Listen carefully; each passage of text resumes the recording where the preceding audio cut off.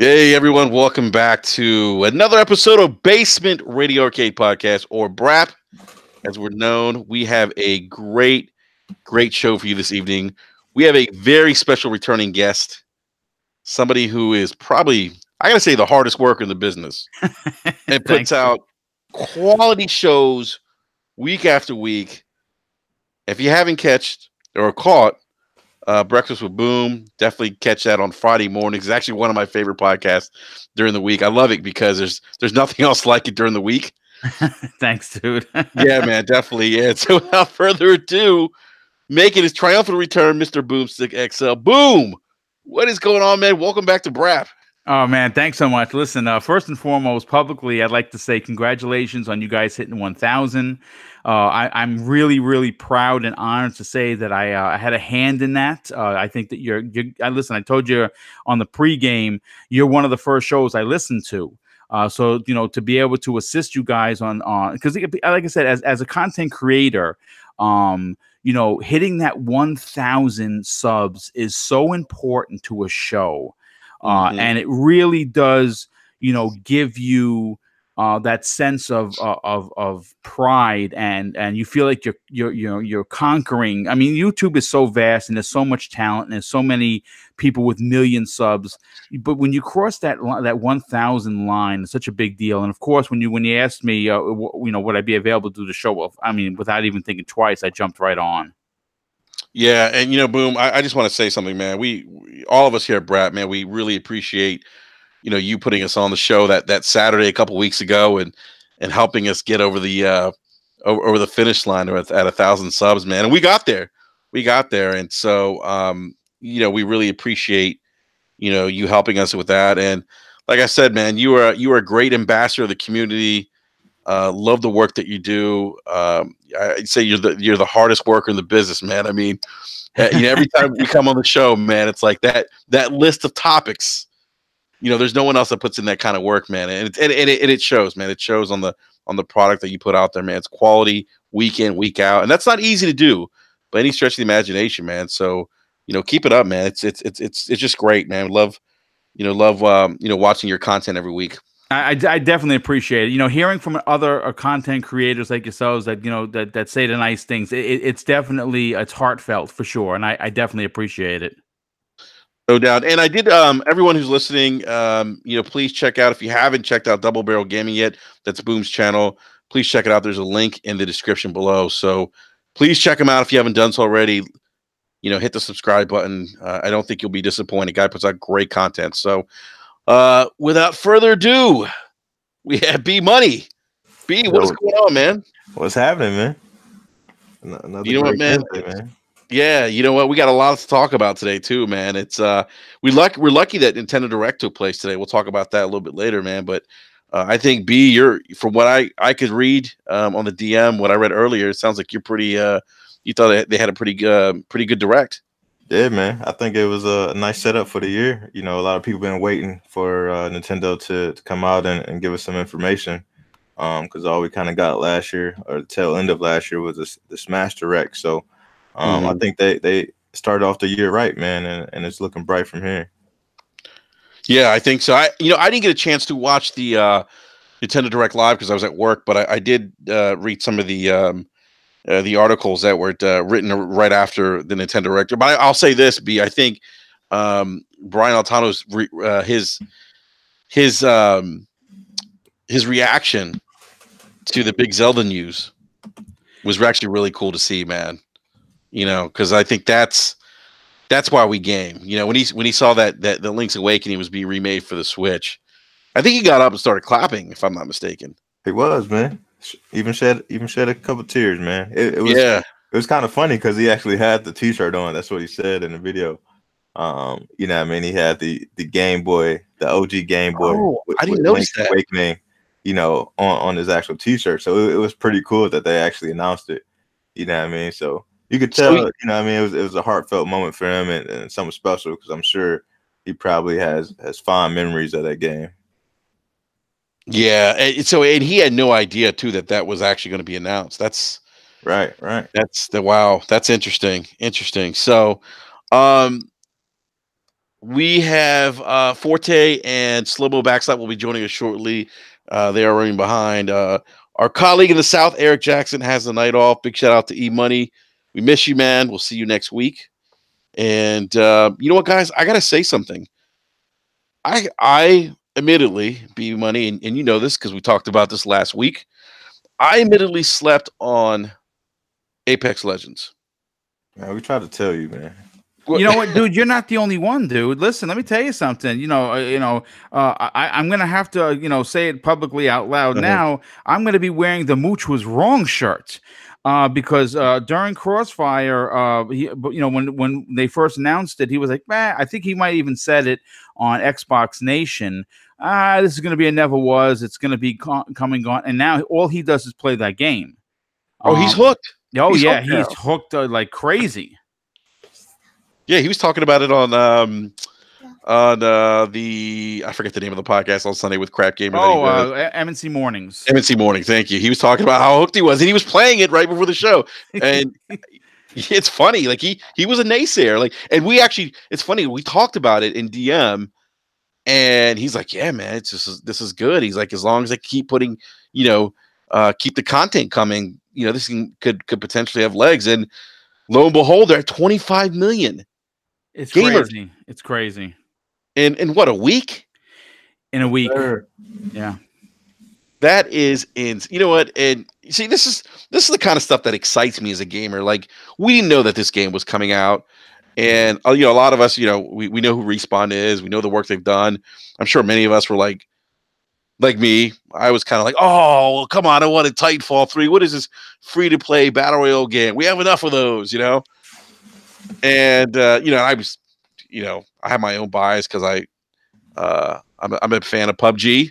Okay. I'm okay admitting that, B Money. Yeah. I think I'm the only one on the panel that's actually a fan, or the only BRAP co-host that's a fan of PUBG. But yeah, I'm a fan of PUBG. I played it when it came out day one on the Xbox, and I had fun with it. And used to run with Lord King, and Monkey Punch, and those guys, and just had a blast playing. And so I was comparing it to PUBG, and I just I wasn't feeling it in the beginning, and then it just grew on me, and I'm just having a blast with it now. It's a good game. Here's a revelation. I don't play battle royale games. It's just not my bag. I bought PUBG, didn't like it. Played Fortnite, take it or leave it. Black Ops 4, I didn't buy because it didn't have single player. A huge Titanfall fan. When I heard about this, I'm like, man, I don't know. And I played it, dude. I actually got a win on my third try with a pair of randoms, which was dope. Nice. And I every time like in the morning when my wife's getting ready to go to work, I'll play 3, 4, 5 matches, whatever, and it's quick. And I'm actually, I don't want to say I'm hooked because I don't play it every day. But I really enjoy it. I think it's first of all, I got a question for you guys, for the panel. I know I'm the guest. So I got a question for you. How the hell do they keep this a secret? That's like the $1 million question, man. I don't know. I mean, in this day and age of people leaking stuff on Reset Era and insiders, people making YouTube videos, I have no idea.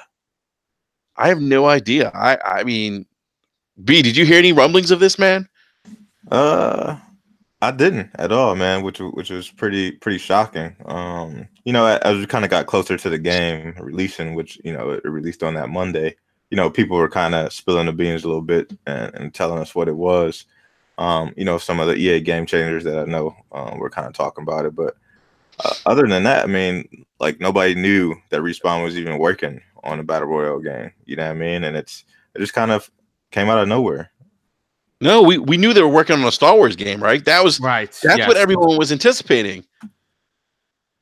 I like I said, I'm still. You know what? There's a couple of things to really look at here. I think it's an obvious statement that you can easily say that Infinity Ward is not the same without Vince Zampella. That's the bottom line.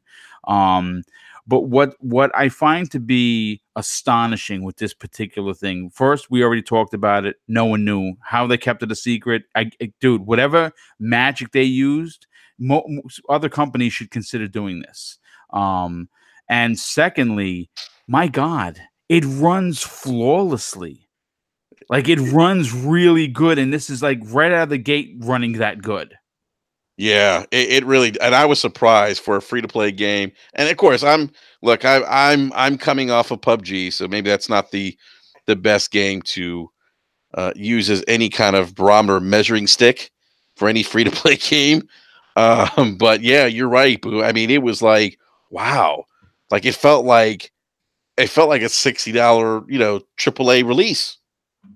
I mean, it runs so good. And I really want to see some more content, some maps, and everything. I hope they could. Well, I think it's obvious they're going to continue to support this. And believe it or not, we talked about this last week. EA's stocks were down, and after the announcement of 20 million players on right up, it's back up. Yeah, I think it jumped like 12 or 13%. Hey, like I said, it's easy to flip it back around, man. it's easy. Once you put out solid product, and people and investors know that the consumer is going to get behind it, that stock's going to go right back up, man. Yeah. Let me ask you guys something. Do you think if this game had been leaked, that people's perception of it would have been a little more skewed? Yes. Absolutely. Listen, this is the internet, dude. I mean, you've been in the business for over 2 years with your guys. Me, I'm running 15 months as a content creator, and the one thing that you immediately see is, first of all, this would have been poo-pooed because it wasn't Titanfall 3. Right. And everyone would be like, oh, yeah, Titanfall failed. So now they're going to this, and it's trying to bite off. It's trying to, steal the thunder from Fortnite. And they're really not. This is more of an Overwatch. I don't want to say clone. It's more Overwatch-esque, than it is anything really like Fortnite. Other than finding the weapons, I mean, that's really, there's no building aspect, thank God. But I mean, dude, all I can say is that it's so fast. And you can get in and out of games. Even when you win, it's 20 minutes. Like, so you could logistically, play the game for an hour and get, 15, runs in there, depending on how good or how terrible you are, of course. If you're winning all the time, then you're going to probably get less. But it's just, look, I'm going to say this. For a naysayer of the Battle Royale genre, which I am, for me to like it, they did something. Yeah, I mean, I think that speaks volumes. If you're someone who wasn't a big fan of the genre, they did something right. And it's interesting you mentioned, Overwatch. We talked about that last week. How some of the character classes are kind of Overwatch-esque. Yeah, and they did incorporate a lot of different elements from different. They definitely borrowed from some different games. I think borrowed from their own, work on Titanfall. I think a lot of the gunplay mechanics feel very similar to Titanfall. The character classes are kind of Overwatch-esque without not being too, like, I think sometimes with Overwatch, at least from when I remember playing it, I haven't played it in a very long time. I remember the character classes being, very much different. Yeah.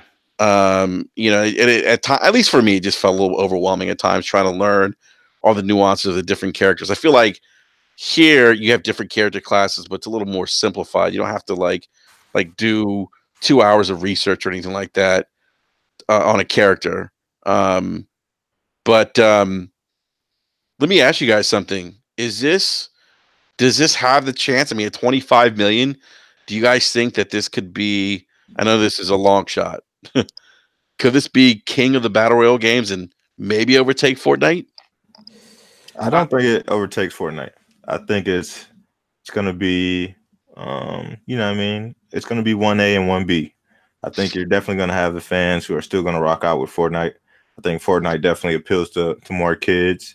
And I think, Apex Legends is going to be for the adult gamer. It's going to be for us. It's going to be for the guys who like, that true gunplay, that intense feeling you know, trying to take down other teams and get that Yeah. championship. But you know, I don't think it's gonna overtake Fortnite. I think, you know, Epic has built something crazy. And kids, you know what I mean, kind of rule, you know, the gaming landscape right now. You know what I mean? They kind of Mhm. determine what's super hot. You know what I mean? So they're the ones who put Fortnite on the map, not us. Yeah, I mean, that's a great point. And Fortnite also has that the access to mobile right now too. You know, where you can download the game on your mobile phone and play it that way. And you're right, the kids are really the driving force behind Fortnite. I think I think if they find out that you can't do the floss in Apex Legends, it might be a turnoff for them. You know, Yeah, man. Oh because my God. that's the big thing. It's funny. Like I see these kids like, "Oh, I'm doing a Fortnite dance." I'm like, "What? Like, what is going on here? Why are you guys doing dances from Fortnite?" Yeah. Well, you know it is. It's trendy. You know. Yeah, no, that's exactly. It's trendy. B, let me ask you: are your kids, are they big into Fortnite? Yeah. My kids are huge into Fortnite. That's probably the main game that they play. You know, I mean, I try to, you know, wane them off of Fortnite and get them to play other stuff. Like they'll play other games, you know, and you know Mhm. they'll run through them. Like my youngest son, he beat Spider-Man, went right back to Nice, Fortnite. My other son beat Detroit, went right back to Fortnite. I had him download Apex Legends. My older son plays it, you know, a little bit, but you know he goes right back to Fortnite. Fortnite is the game that, of all the battle royale games, and they've downloaded just about every one of them. They've always returned to Fortnite. Fortnite is their jam. you know what? It's crazy, man. I don't mean to go off the beaten path here, but when I think about, I always say, okay, so I always look at kids who game now. They're the future gamers, right? They're the future consumer of the industry. Right. Are they not going to want to play the kind of games that we grew up playing, like, you know, those single player, you know, narrative driven experiences? Oh They God, I don't know, they dude. might not, man. They Yeah. might I not. mean, that's a look. That's a look. I'm all about change. I think I tend to have an open mind. I don't see myself having or being someone who has who's averse to uh, changes in technology and gaming. Um, but I got to be honest with you guys. Like I don't want to be 10 years from now only having battle royale games like Fortnite as being the only option That because that's a great they're dude. driving huge amounts of revenue, for these companies. Yeah, you know, you bring up a really fantastic. I mean, look, I'm going to be honest with you. I haven't gone to school in a long time, but you know, the question that you brought up, you can do a thesis paper on something that I mean, there what you asked, the question you asked has so much depth, dude. Like you can do a 2 hour show just on that because I never really sat back for a second and thought about that because you know I'm the old man in the room. I totally get it. I'm 48 years old. I've been gaming since 78. Since I could, since there was one button on the controller, and to be honest with you, I wouldn't change a thing. And the reason why I say that proudly is because I'm one of the few, well, not the few. There's so many of us out there. No one admits it though. I can sit back and say I saw this industry grow from nothing to where to sticks and dots to photorealistic graphics. So I'm Yeah. very proud to say that I've seen this industry go, years over years of being a gamer. Hmm. uh but that's a scary thought, dude. Because you know what, both your guys' kids, you hear about this. What would you rather play? You can give them a $60 game and they're like, no, that's okay. I'll take the free to play game. And that really does make you wonder what 10 years from now the industry is going to look like. Like Yeah. like I tried to Go ahead, get B. I even tried to get my kids to like play Anthem, like when Hmm. the free demo was out. You know what I Yeah. mean? And like they literally had like no interest. Like they could care less. That But they'd what? rather play Fortnite. But B, is it because it wasn't because is it because like their friends weren't playing it, or like you No. couldn't build, or they're just like, I mean, what? I don't understand. See, I don't play Fortnite, so I don't. I am completely oblivious and naive to the appeal behind Fortnite. I mean, I've watched people stream it. It doesn't look like anything I would enjoy. But what is it about that game that like just draws your kids back to it? I'm not 100% sure. I think it's it's a lot of it has to do with the customization stuff. I Uh-huh. think that's pretty big. Like you said, the dancing stuff. I think that makes it a big social game. For a lot of kids that get in there. They got that. They got a couple of different new modes in there where you can just get in there and mess around with your friends and kind of build your own like level or landscape. You know what I mean?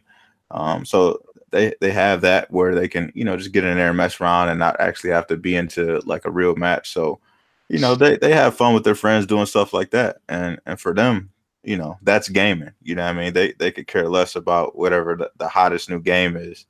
I buy just about every game that comes out. So Yeah. they're always watching me play something, and they might show interest for a couple minutes, but other than that, they go back to their Fortnite. And I on my PS4 I share my account with my kids, so they have access to every game that I purchase, and they only play Fortnite.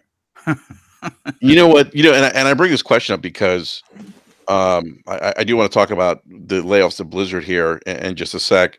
But we know about EA's, stock value dropping and, them reporting, coming in what their earnings, what they predicted their earnings would be, coming under that and their stock dropping. And there was an article, I don't remember, I think it had something to do with the layoffs at Blizzard, Activision, and I read it in Yahoo today, but it talked about just how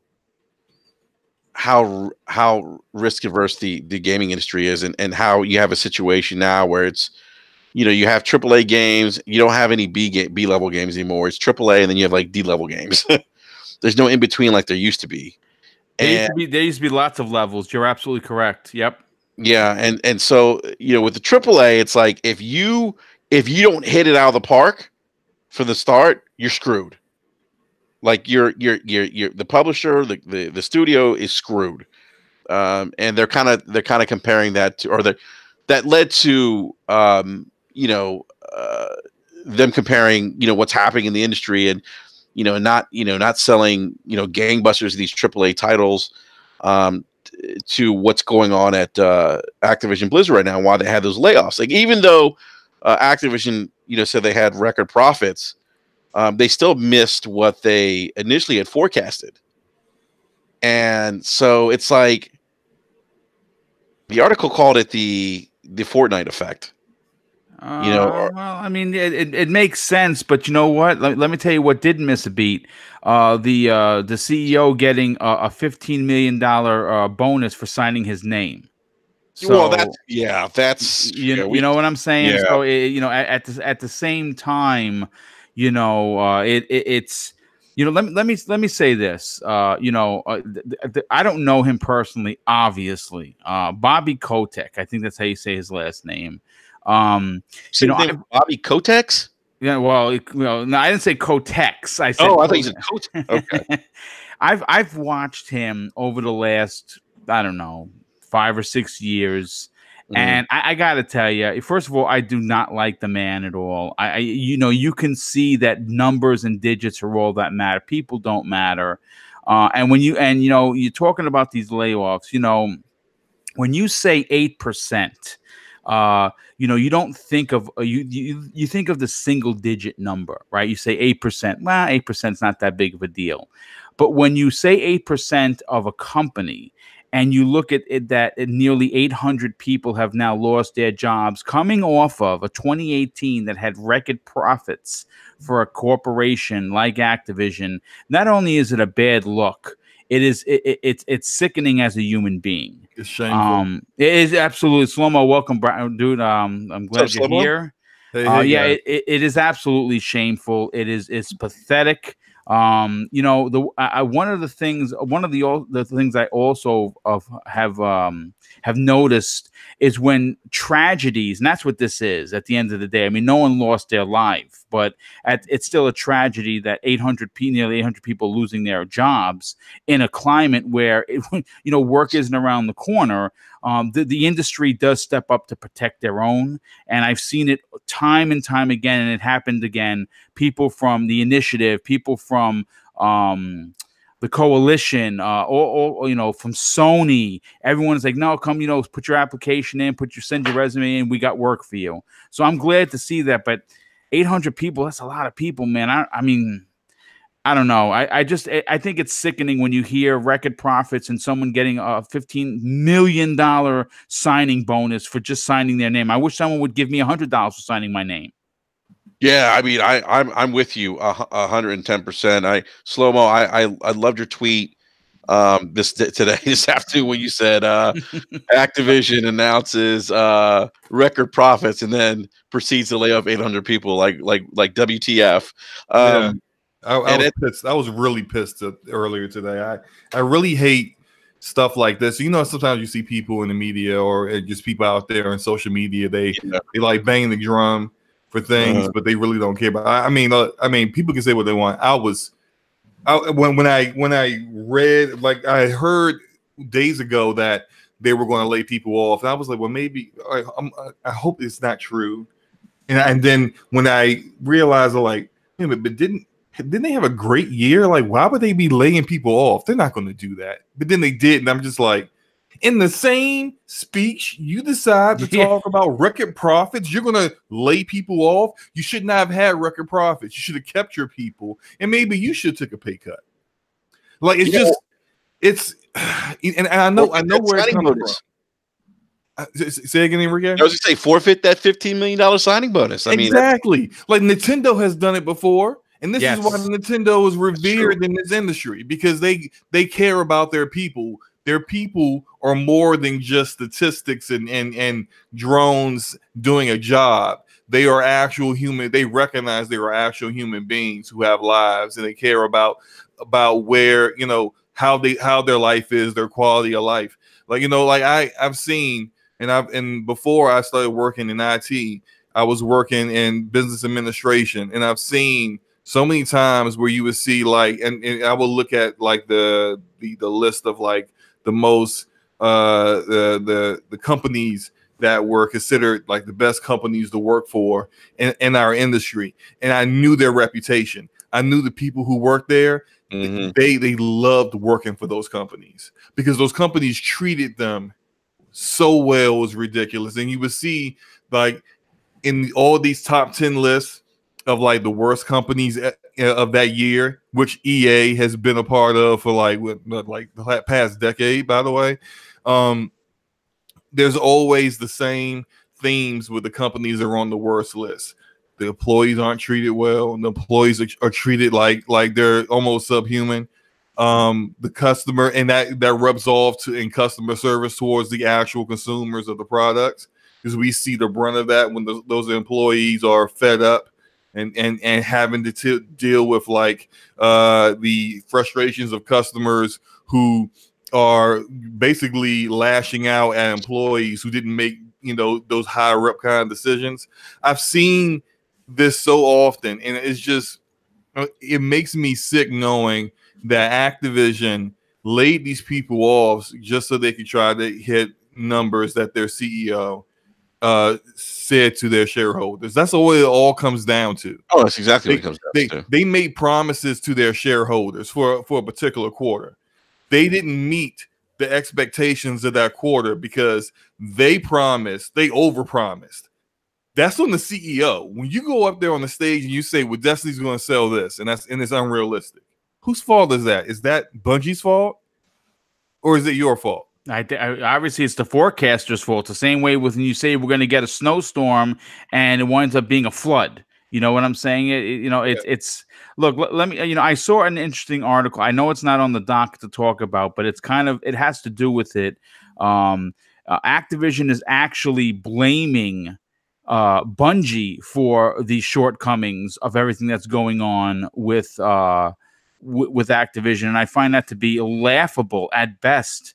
When you see, and again, I hate to keep beating this drum, CEOs getting 15 million bonus. It's laughable at the least. Listen, this wildfire that we're seeing in the last couple of days. Let's not forget that Blizzard is completely in a tailspin as well. The company is absolutely spiraling out of control. Blizzard, one of the most storied franchise developers in the history of gaming, has completely been turned on its head. It's lost the respect of the people that work there. They had a bunch of layoffs. They had a lot of movement last year. And the fans have basically turned their backs on the company, and for good reason. It's just, I don't know, man. I don't know what's going on in Activision, but man, they're in I guess big trouble. I think it'd be a safe assumption. It's interesting you mentioned Blizzard. I've heard rumblings internally that like at creative meetings, like the CEO or the CFO is sitting there. Yes, during creative meetings, correct. Why would you have a CFO in a creative meeting? They're not going to be, the first thing that CFO is going to be looking at is like, wait a minute, guys, how much is this costing us? They're pretty much going to axe anything that inflates numbers and costs. It doesn't add to the bottom line. So it's just, it's unfortunate. It really is. And I feel for these people. And, I think we see this a lot, not just in gaming, but I mean, God, we could go back to the, financial crisis and those guys at Goldman Sachs getting their golden parachutes, It's just, it's unfortunate. It really is. And I hate when I see companies like this, like Blizzard, because as you mentioned, Boom, we, all of us have been gaming for a long time and had fond memories of Blizzard before Activision, like I said, got their greedy hands on them, much the same way EA did with BioWare. And I have legitimate fears, and maybe it's not warranted, but I have fears that if Anthem doesn't hit, that BioWare. Don't say it. Don't. You know what? I knew you were going to say it. I mean, seriously, right? What if Anthem doesn't hit? Look, here's the thing. You have a really, really legitimate point. Look, they dumped Bungie. Now, I don't think they would necessarily just completely close them. They may do a separation kind of a thing, the same way they did with Bungie if it didn't hit. I'm going to say this. As content creators, who have been observing the industry from both a professional, because I consider myself a paraprofessional in this. I mean, you said some really nice things about the hardest working guy, and I really, I'm up past midnight 3 times a week writing. I do, and I say this all the time. I do my best writing after midnight. When I have the house to myself, my wife is sleeping, the headphones on, I'm listening to your show, Iron Lords, or whoever show I'm listening to while I'm writing. There's a significant amount of. I gotta ask you a question. If you're listening to Mooch while you're writing, he's sometimes yelling. Are you able to concentrate? You know what? You want to laugh? It's funny you should make that. When he goes onto his rants, I kind of lower the volume because it's just too much. I don't want to wake my wife up. You know what I'm saying? And he does like to yell, so sometimes I have to lower Mooch just a little bit while I'm writing. But we also, but before we got here, right before we are where we are today on the show, talking about games and having the awesome chat, go back and forth with one another, we were just gamers, right? And we got a chance to see the industry grow and decline in many ways. One of the particular situations that I almost look like, I look back and I'm like, man, the landscape would be so much different if Microsoft would have been the ones to buy BioWare. You know what I'm saying? Because look at what they did on the OG Xbox. Like they were almost exclusive to them with the KOTOR 1 and 2 and Jade Empire, right? And then, of course, when the 360 came out, Obsidian did too. Oh, that's right. I'm sorry. You're right. You're right. I know what you mean. Yeah. I always make that mistake. That's right. Obsidian did too. But you look back to when Mass Effect 1 was an exclusive, right? Yeah, 360. And if it would, and could you just imagine what Microsoft would have looked like today? I mean, we don't know. It's a complete speculation, but that I look back at that, and I'm going to say this: if and I really hope it doesn't happen. I mean, they're projecting 4 to 5 million copies sold of Anthem before the March 31st. That's what they're forecasting. Me personally, guys, I'm going to be honest. Is they EA is expecting 5 to 7. Oh, it's 5 to 7. Okay. Wait, so EA's expecting 5 to 7? Yeah. By March 31st. Look, 5 to 7 million last year would have put you in like what, top 5 and for the entire year for sales. They're expecting that in the first quarter.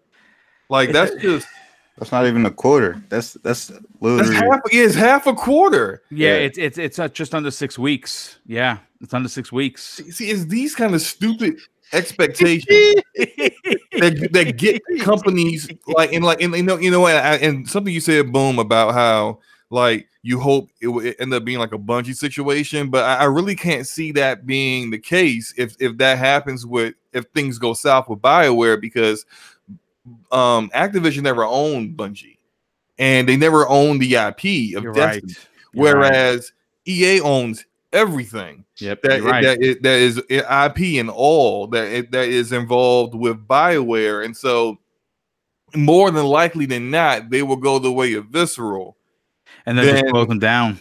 Yeah, and then Bungie, and it's just, I mean, what have they done with those IPs of all these developers that they've closed down? Nothing. They just collect dust.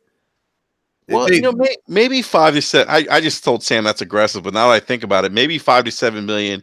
Because I'm thinking, I forgot to think of this in terms of all platforms. Maybe that's realistic. If you look, it is 3 platforms in total. Everybody on PC is going to be using a subscription. Everybody using Premiere, so you can X out PC consumers right there. So when you break it down, everybody has basically been hating on EA, like saying they're not touching this game anyway. So 5 to 7 million within 6 weeks, no. I don't see that happening. When you look at two major platforms, how many people touched that demo when it was open? Not that many people. Oh, I don't know. I'd be interested if anyone in the live chat knows, or if you know B or Slow-Mo, or Boom, if you guys know, I'd be interested to know how many people played the beta. I actually did not see. I think it was only 500,000 people played the beta when it was open. Well, remember, it was a VIP beta. No, the open beta. That's right. Yeah, a week later. Yeah, only 500,000 people touched that beta when it was open. They announced those numbers after the weekend. But even with EA Premier though, like that's a subscription based service. So I mean, there's still but you can't count that as a sale. There's still but there's still, I mean, it's still driving. I guess I'm sure they don't count that as a sale. You can't count that as a sale. No, I know that. Every one of their games is in Premiere. But it's still engagement. They're still making money off off that service. I mean, it's probably, I guess, a wash for them. I mean, I'm not saying I get they're not counting as a sale, but for them, they probably look at it as, okay, this is more player engagement. They make money off of that. But I mean, if you go back to Andromeda, they considered Andromeda a success, but which is, I have to laugh because of how they treat. So they had planned on, based off of the reaction of the gaming media and the gaming community with all the bugs and the facial animation glitches and the sheer fact that they didn't give the BioWare Montreal team enough time to finish it.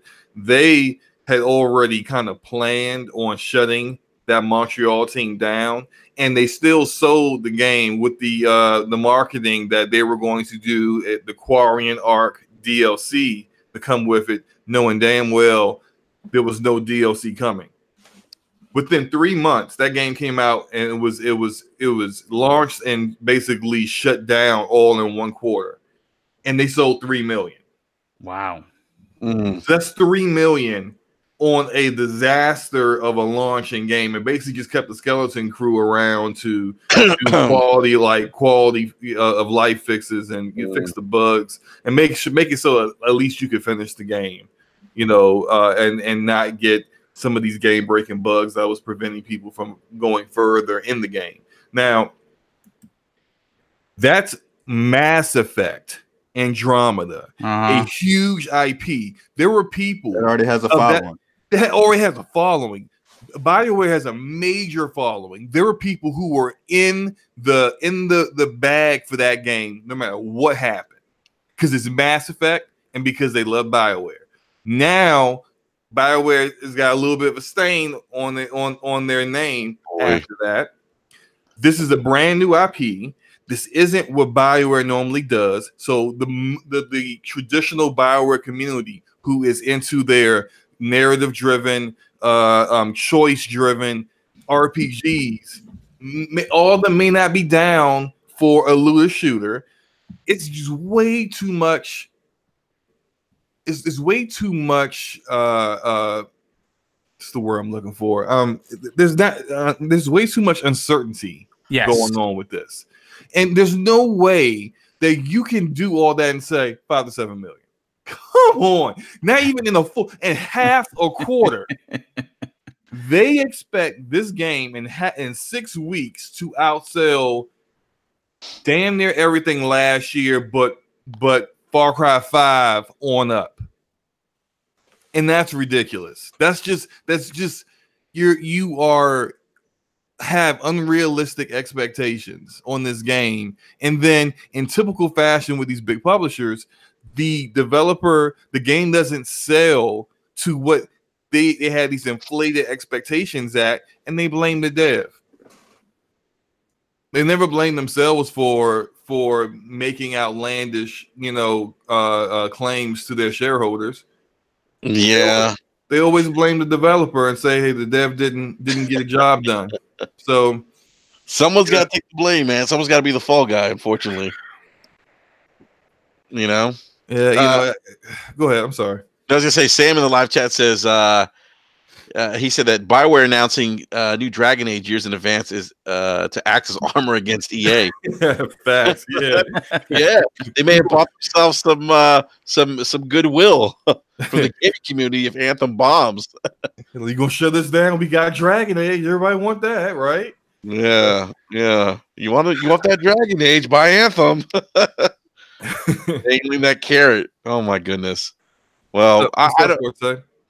What up, though? Hey, Forte, hey, what's going on, dude? How's things? Ah, man, the long How's the trip is Maybach? over. You said what? How's the Maybach? I wish it was a Maybach. I can't afford that. Yeah. Well, Forte, welcome, man. We were just talking about the layoffs at Activision and got a little bit to EA and BioWare. So just this great tragedy that happened today. Yeah, fortunate, man, and very unfortunate. All right, so I guess I'll give because I was listening to you guys as I was driving home. So first, I want to say shout out to Southfield Chrysler and Jeep. Those places, most dealerships close at 6 o'clock. I've been there since 2 o'clock this afternoon because I had to do a lease turn in, and it was crazy in there. There was probably like 20 cars being turned in today.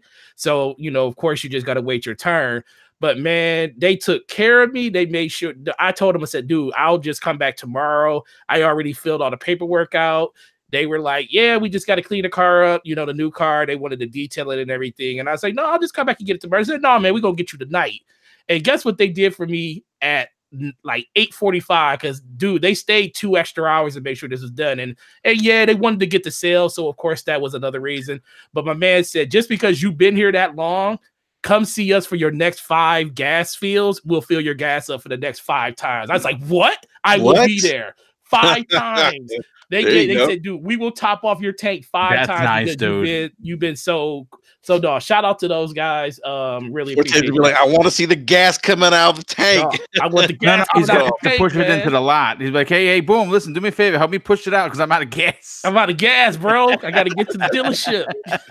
No, but one interesting thing that I caught the part that Boone was talking about how Activision is starting to blame Bungie for the shortcomings of what was happening with the company right now.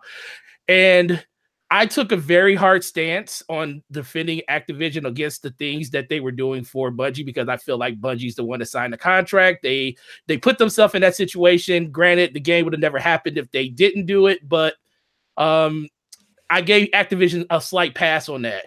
I can't give them dudes a pass on some shit like this. So now I'm going to really bring up the fact that you are upset at the way that game sold, but then you gave Bungie these strenuous circumstances that they had to develop the game in this unpleasant situation, pushing out DLC probably that wasn't completed, cutting parts out the game that was probably in the game in the beginning that we didn't get to a whole 2 years later. No wonder motherfuckers left the game and stopped playing it, because you basically hand tied them by their creativity. Who actually has a person from a CFO that's sitting in a board meeting for a creative of a game and stuff? That makes no absolute sense to me. So you're going to sit up here and announce record breaking revenue margins, and then in the same breath you're going to let 775 people go.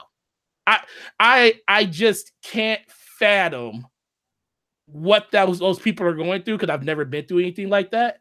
But to hear Activision say that, and to know that they are the sole reason, they basically reap what they sow on this whole little situation. Blizzard is going down the toilet. I love Blizzard. I love Diablo. Diablo is one of my favorite franchises. I don't know what's going to happen with that game. Is Blizzard even going to be Blizzard after Activision is done with it? I don't know. I know the biggest thing they did, they said a lot of the people that they were letting go was like some of the support staff that they had for like Destiny, that was helping Bungie, like the marketing team and the research teams and all that stuff. And I understand that, and they're not supposed to keep those people on, Lord. So I hope places like Bungie actually pick some of those people up, because they did help make the game the way it was. But for you to say that you made all this extra money, you couldn't throw a dime to some of these people and say, hey, this is what we plan on doing. This gives you a chance to like find something else before we make these big announcements. Why do we have to make them now? I know why we got to make them now, because your physical year is coming to an end and you want to look good for investors going into the new year. So once again, it's not about gaming. That's the one thing Jaffe said in our podcast like a month ago. If you believe these developers, or not the developers, but these publishers really care about you, you're freaking mistaken. You are a dollar sign to every last one of them. And as long as you're spending your money, guess what? They'll be perfectly fine screwing you in the butt. And guess what? Your favorite developers, they don't care about them either, because all they are the vehicles that make them more money. And it's sad. Yeah. Yeah, I think I forget what he said as a developer. If they had said to him, what they said about Bungie, how they were disappointed with Forsaken, the Forsaken DLC. Yeah, he was like, he goes, they had I'm just paraphrasing, but Jaffe's kind of like, if those guys said something like that to me, I'd tell them to eat a bag of dicks or something. He did say that, yeah. And he was right. He said something similar about it. Like they don't care about, they just care about the bottom line. I get it. They're publicly traded companies. This dude took a golden parachute and didn't even have to use it. Yeah. Yep. Like $15 million signing bonus. Yeah, it's a signing name, 15 million bonus. That's That's a lot. That's a lot of people's salary. Yes. That didn't have to get laid off. Yeah, well, that's greed, man. That's what it is. Greed. Hey guys, I do want to move on to another subject that we it's not on the docket per se, but I do want to talk about the Division 2 beta that happened this past weekend. I gotta say, guys, look, I enjoyed Division 1 when it first came out, but I was kind of also I was playing a lot of Destiny at the time too, so I eventually got my focus eventually was on Destiny, and a lot of my friends went back to Destiny, and so I really didn't have anyone to play Division with, and then I had my issues with the Dark Zone, but Division 2 got the beta, and I gotta say, and not because it's in my backyard of Washington DC, but I gotta say, I had a blast playing the beta, and I'm looking forward to it. I can't wait. But I want to get Boom, you're in slow-mo, because you guys are like, I would say you guys are like the Division experts on the panel right now. Thank you. Yes, I want to get your thoughts on the Division 2 beta. What you guys thought? Well, listen, I'm going to say this right now. They got so many things right. Look, I put 20 hours into the beta. Wow. And I couldn't stop playing it. And I did everything. I did skirmish. I maxed out my level in the dark zone.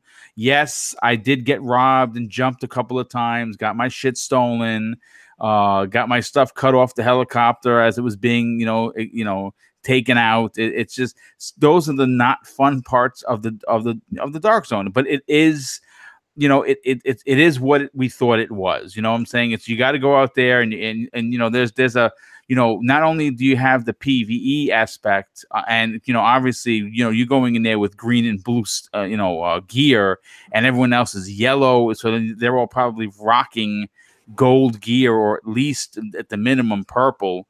So you're getting smoked. You don't really have much of a chance. I still went in there like a lunatic. I played some of the main missions, some of the side missions, some of the hunter missions. It just, it was. There is so much to do. It's a game that's going to keep giving, and what I have to applaud Massive and of course Ubisoft, the publisher, is that they listened to the fan feedback in a big way, where they stressed and they kept putting in your face end game. Yes. And a lot of people will tell you, Slow-Mo will agree with me, the game is supposed to technically start once you hit level 30. You know what I'm saying? And one of the nice aspects of it is, there are a lot of folks that are going to want to play this single player campaign. And great news for you, it's 40 plus hours. And for $60, that's not a bad deal. No. And if you're going to hang around to do the multiplayer or to team up with your buddies and keep grinding and getting better gear and unlocking this, that, and the third, it's going to be there for you. Slow-Mo, have I said anything that's out of order? Nope, you are all on point, Boom. Are you done? Yeah. Please, by all means, go right ahead. Take it away. Oh boy. Okay, so I had so much fun last weekend. I mean, I haven't had that much fun in the dark zone in a long time. The dark zone, normalized gear in the dark zone feels good to me. And I know there are some who will be like, oh, it's the baby dark zone. Like, I don't understand what people want. People like, hey, look, the dark zone's horrible. It's the worst possible thing that you could ever do, have gamers do together. There's just no rules. It's horrible. And then like they do something about it, and it's like, ew. It's like the baby dark zone. Where's the real dark zone? All right, they're gonna have that too. You're gonna have all of that, so don't worry about it. Like I really. Let me get into. You know what? 90% of those people that you were talking about is going to be in the baby dark zone. They just I agree. Yeah. They're going to be, as soon as the game releases, they're going to be there. They're going to be in that dark zone regardless. So let them be quiet. Yeah, they don't want that real dark zone life. They don't want that. But let me get into some of the criticisms that people had about the first game and how they addressed that in the second game. So one of the major criticisms that you hear from people is that the enemies are too tanky. Like I always hear this all the time. Man, I'm shooting, a full 6 magazines into this dude's hoodie, and he's just walking around, giving me the finger and everything. I don't understand. I mean, I can't see it. Even though I play games where monsters are 6 feet tall and stepping on me, and it takes us 5 hours to kill them. I just can't. I can't see myself shooting a human being and he have a health bar. Okay, for you guys that act like that with this game, but don't act like that with any other game. They lowered the time to kill, so you guys will stop bitching. Okay, stop crying. Yeah, the time to kill is way lower. You're seeing enemies, and if I got a sniper rifle, you going down in a shot or two. Yeah. If I got a shotgun, if I got that Super 90, that Super 90 is the truth. I got a blue Super 90 in there, and as soon as I got that gun, I felt like Superman. I was just running around, just running and gunning. You found the one with the 21 rounds? I can't remember how many rounds it Dude, had. it was a bona fide street sweeper. It was Yeah. it was I did see a that one. magnificent to use, dude. It When- just cut people down and armor fell off like crazy. Yeah, Wow. and that was what I really loved in the Dark Zone, and it's like a lot of people just kind of like having mix and match builds. So, and it was normalized gear, so it was really not about how well did you build your character, but how well are you at aiming and shooting, and I mean. There is a little bit of imbalance with the weapons. Shotguns and the marksman rifles are king right now in that beta. They're king. Like Slow-mo. That's what I was telling you that I had that marksman rifle with a scope, and I was like one shot killing people. It was ridiculous. Yeah, it's fair.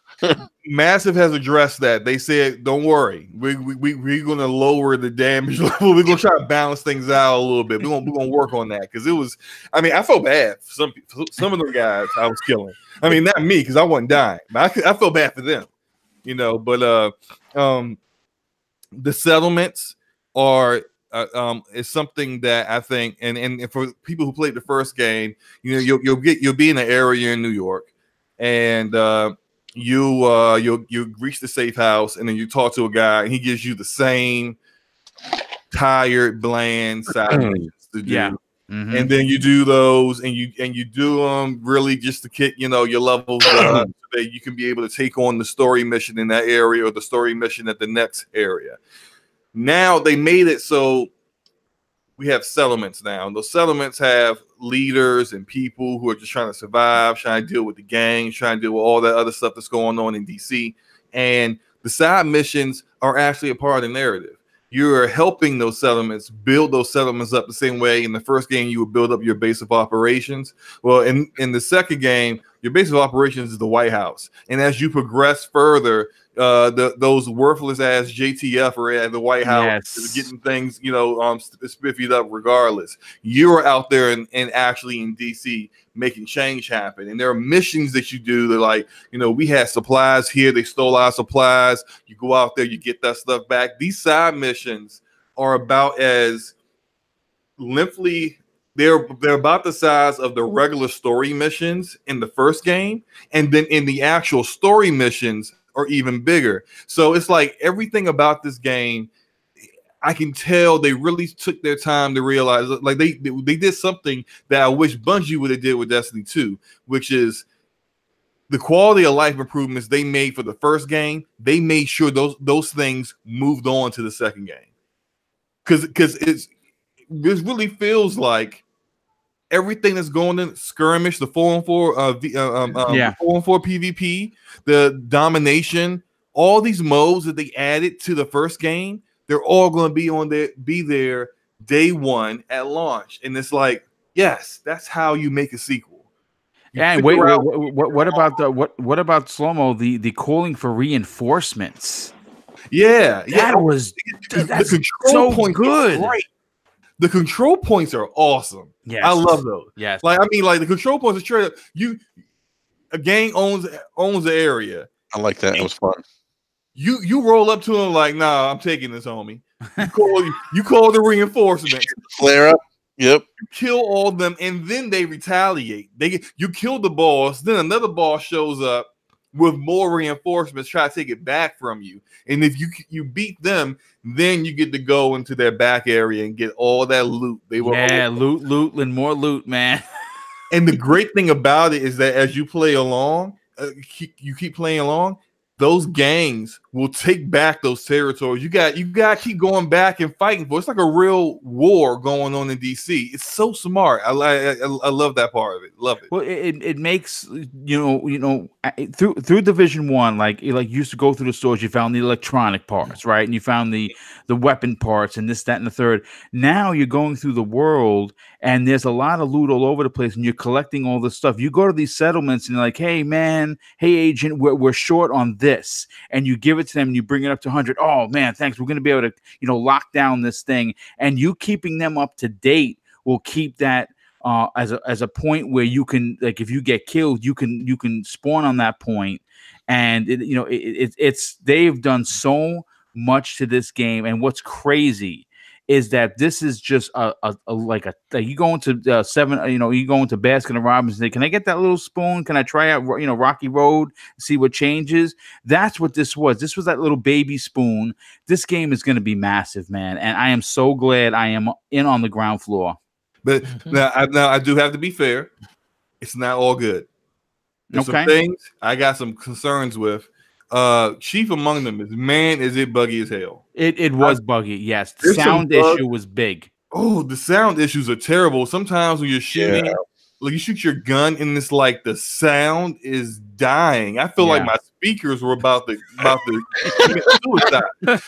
I would lose sound completely shooting my gun at times. Yeah, there was a lot of times I was doing missions like when I did the in-game stuff. By the way, great idea for them to allow you to get a taste of in-game. But when I was doing the in-game, I did one of those missions. I did the entire mission with no sound. I couldn't get any sound. And then every now and then I would hear footsteps. Yeah. And every now and then I would hear like my teammates shooting a gun, but I couldn't hear anything from me. It was bad. But the bugs are really off the wall, and I really can't see them getting all that stuff fixed by March 15th. I'm seeing trash in the street floating. Yes. I'm seeing people getting stuck in walls. I'm seeing. I actually saw somebody disappear. Yeah, I saw a couple of enemies. I shot them and they just disappeared. I was just like, okay. I mean, like I don't think I hit him that hard. Like that he just ceased to exist. That's crazy. Some of the bugs are really bad. I don't like something I don't like about Endgame, and I don't know whether it's because I was playing a pre-built build that they created of 3 different in-game agents, and I didn't actually build those up, so I don't know how they work, kind of, so to speak. But I'm playing it, and I really didn't like really any of the specializations. I mean, just be honest, I didn't really like them that much. I kind of like the explosive crossbow, but I don't like how ammo is. So they try to make it so like it's not like you can't overpower the enemies with your specialization. But come on, I mean, like it's. I want to feel all powerful, like the way they had it at the end of Division 1. Where right now I can get my 6-piece striker and my Super 90 in Division 1 and go to a weekly HVT, which is designed to be done with 4 players, and I can solo that thing and not break a sweat because I got a completely min-max, super powerful striker build. I want to be able to do that in this game. I don't like how like the ammo for these specializations is so scarce, and like you really kind of have to like the first time I use it. Yeah, like you if you use it all, like later on in that mission, I'm going up against a boss that I was like, man, I wish I had that ammo now. I wish I used it on that mid-level boss before, and now I don't have it. It's like your specialization kind of loses its effectiveness when it's not being used very often. So, you think that's done to make you as a player be more tactical about your approach when you're playing with your, or when to use your specialization? Yeah, no game should do that to you though. You shouldn't have to like think about using an ability in a game. Especially, it should be not a real life scenario. It's. I mean, because they do the same. They used to do the same thing in Destiny. They try to narrow you and say, oh well, we're not going to give you heavy ammo throughout the game. But when I get to the boss, you're basically telling me I got to hold all my heavy ammo till I get to the end if I want to have a chance of beating this boss in any significant amount of time. Yeah. So you can't take power away from the character, because that's what the fantasy is. Every game we play, we have a power fantasy in mind, and that's not going to change in any game we play. Yeah, I mean, I would say that's true with Destiny because of it being in a fictional setting, but I feel like with the Division, it's set in a more realistic setting. And I'm not saying one's can't right. Call it realistic when it still takes 20 bullets to kill somebody. I Well, mean, as much as it it's is not as bullet improved. spongy, as It much is as it's not as improved. bullet spongy, you do get to those bosses and you do have to take out their. I mean, I like the fact that they gave them shields, or not shields, Yeah. but they gave them armor and Yeah, made the them. armor falls They off. made And them if you look hit him in a bigger. soft spot. Exactly. The biggest change that they really made around that is they don't throw a lot of yellow, like purple bars at you. They just throw a lot of red bars at you. And then when you do see a purple bar or a yellow bar, you can tell that person has a lot of armor on them, and you have to take that armor off. And once that armor shatters, then you can do all the damage. But if you're going to do that in the game, you can't limit the abilities I have or the ammo I have, because what am I supposed to do later on in the game if you're just going to do that? You know, honestly, you know, they're so self-aware of community feedback and player feedback that if this is brought to their attention, they will make They'll a fix change. it, yeah. Oh, absolutely. I 1000% agree. And they've already, you know, a lot of the division content creators have already brought this stuff up. And my only concern with Massive is sometimes they overdo it. Like they get the feedback, and it's like back when Deadeye in the first game was king, and everyone was running around with a Deadeye build, and people were just like, "This is I don't like how this is changing. I can't just gank people and grief everybody no more." And then like they said, "Okay, we'll nerf Deadeye," but then they nerfed it into the ground, and they ruined it. They shoot for the moon, but they hit fucking Venus. Exactly, like they blew Venus up and Mars. It's like right.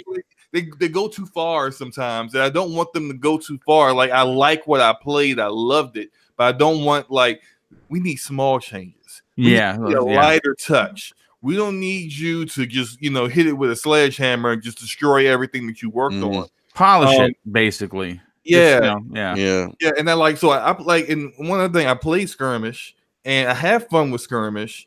But Skirmish was the buggiest thing in the entire game. It was, dude. It's just wow. Skills weren't working. Right. Yeah. None of my every now and again I'd be able to throw my turret and it would do no damage. It just was. It was weird. And there is my biggest concern. My biggest issue is that. You guys know I played the Division all the time. Ever since the demo ended, I've been playing the Division 1 every single day again. Yeah, I saw you went back to it, man. And I immediately felt the difference. One, the gunplay is better in Division 2. Yes, it is. But the skills are worse. And worse in the sense that they you know how when you throw a turret in the Division, you don't put it on the ground because one, it's not going to be able to hit all the enemies, and two, big heavies will come over and step on it, and then so you got to put it up high.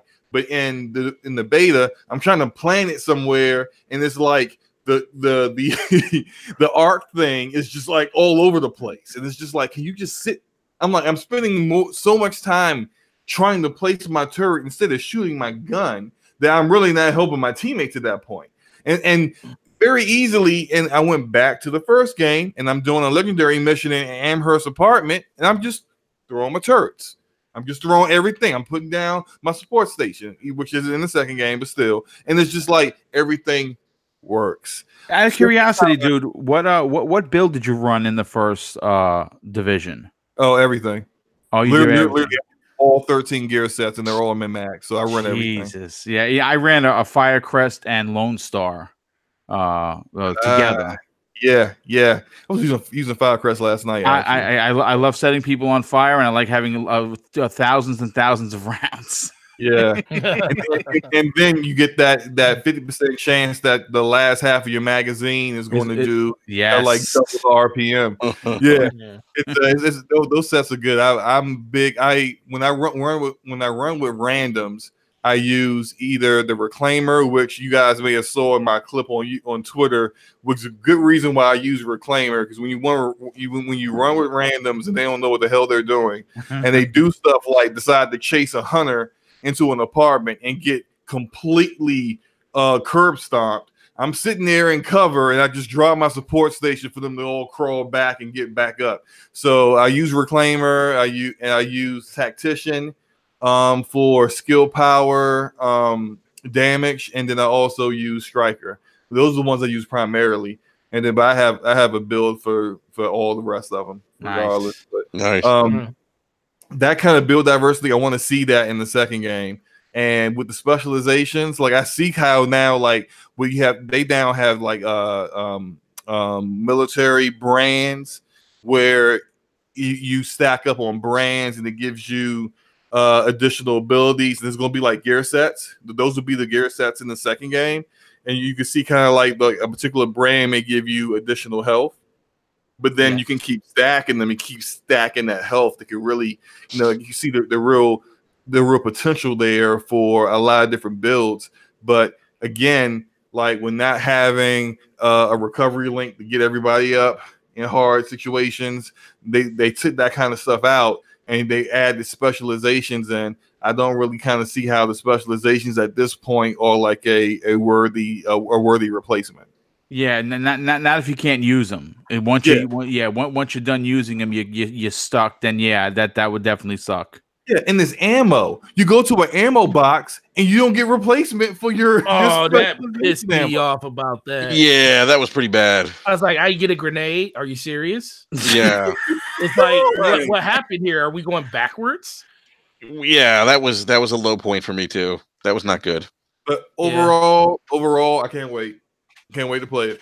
Hey, so I would ask you because you live, the DMV, the DC's in your backyard too, dude. How crazy was it to walk down like Pennsylvania Avenue, man, and how accurate that? I mean, I was like Freedom Plaza. I'm like, this is crazy. Like it looks great, exactly the same. I mean, I know. Look, I kind of expected because New York City was like that too. But when you see it for yourself, dude, it's awe-inspiring. It's like you're like, holy shit, they really went out of their way. And the attention to detail, man. I mean, I'm looking at like the Willard Hotel to the left. I'm looking at the JW Marriott to the right, and I'm like, this is how it looks in real life. Yeah. This is crazy. And then it's funny. You walk down Pennsylvania Avenue, and you see the what used to be the old post office pavilion slow-mo, which is now the Trump Hotel. Yeah. And on the top it says, "Rest in peace to the system." And I was like, "That's interesting." That was a nice little touch that I'm pretty sure they expected some people to know and not everyone. Yeah. But I remember was one part I remember very early in playing, and I was there's a random mission that will occur where some of the gangs are spreading propaganda through like big loudspeakers, and I went to this plaza to stop them, and so I stopped it, and then I changed it to something that the local settlement wanted the people, hiding in their homes to hear. And I looked around, I'm like, I've been here before. Like I looked, I was like, wait a minute, this is the spot. I forgot what it's called, but it's where they always have like markets and festivals and concerts. Like in this like a big open areas right around where I think Department of Treasury is and another building. Like they're like almost right across the courtyard from each other. But I've been there for concerts multiple times, throughout my life, and I'm like, damn, I didn't realize this was it. It looked like I recognized it, but then when I looked at like what had happened to it, I was like, damn. I mean, this is like dead bodies everywhere, and and just fallen society.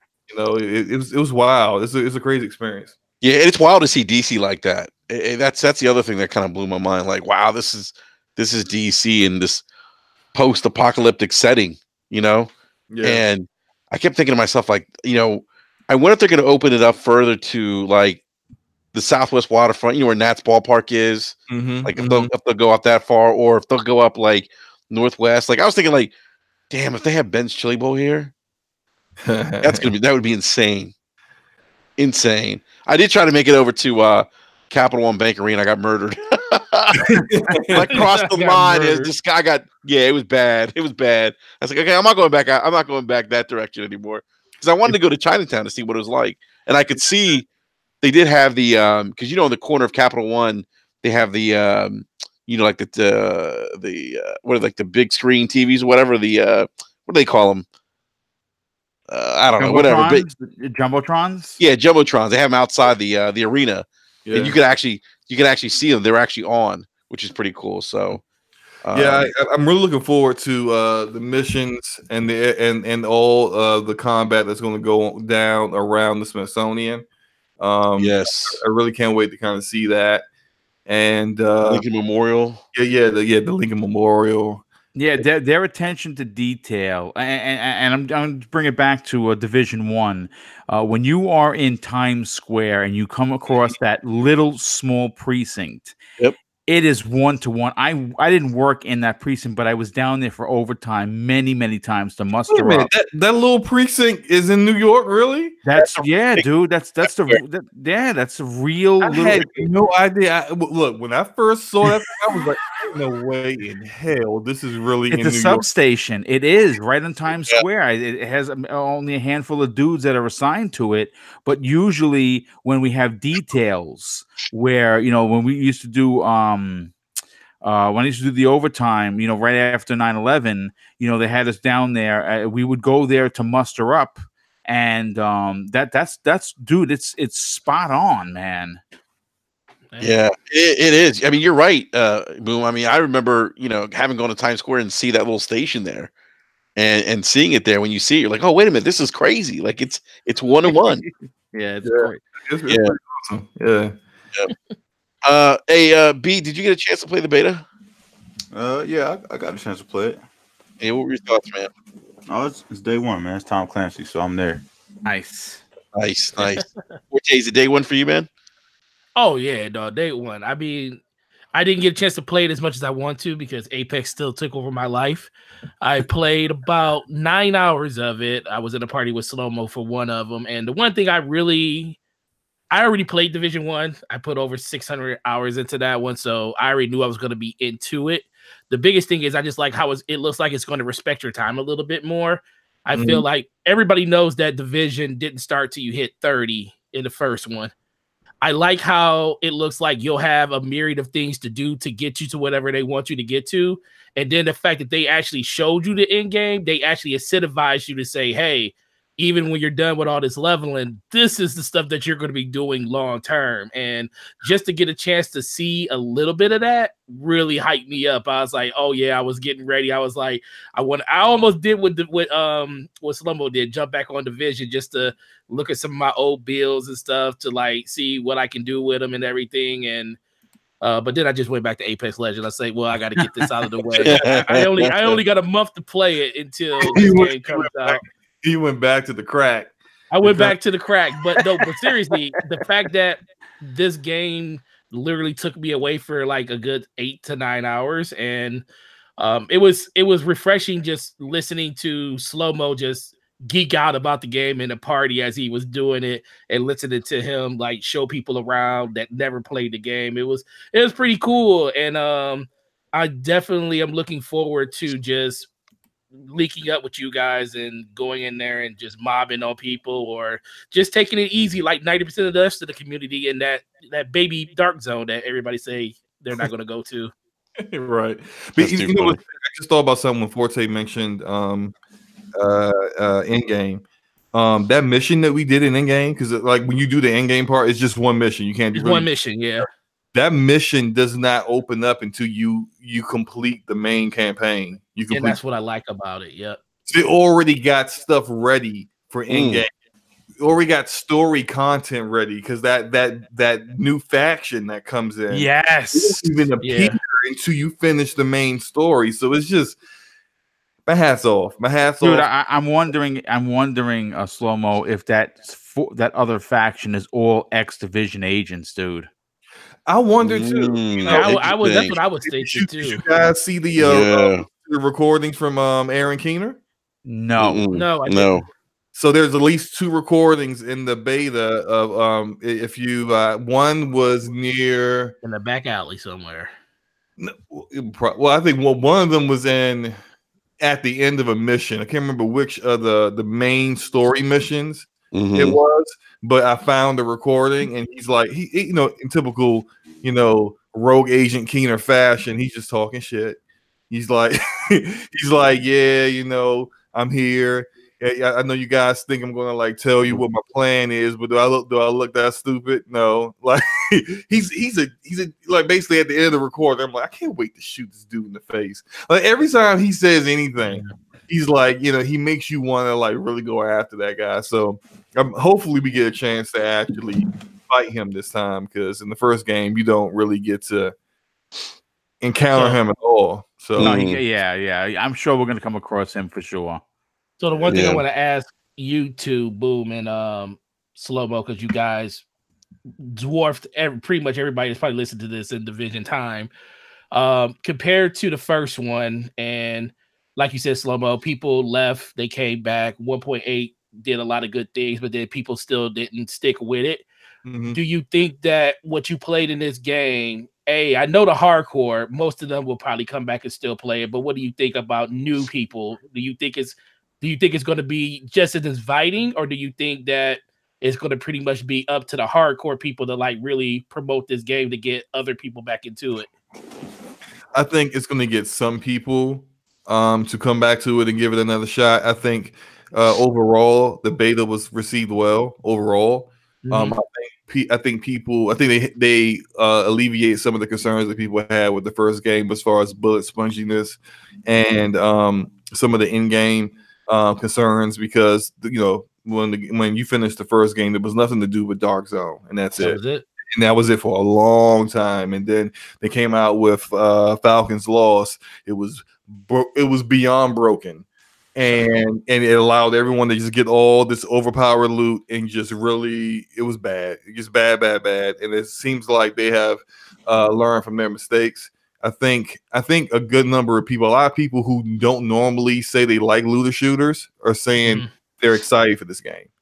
And there a lot of people, and I've only been in this part of the gaming community for a year, but when I first got into it, I would mention the Division, and I would get like tons of hate immediately. Boo.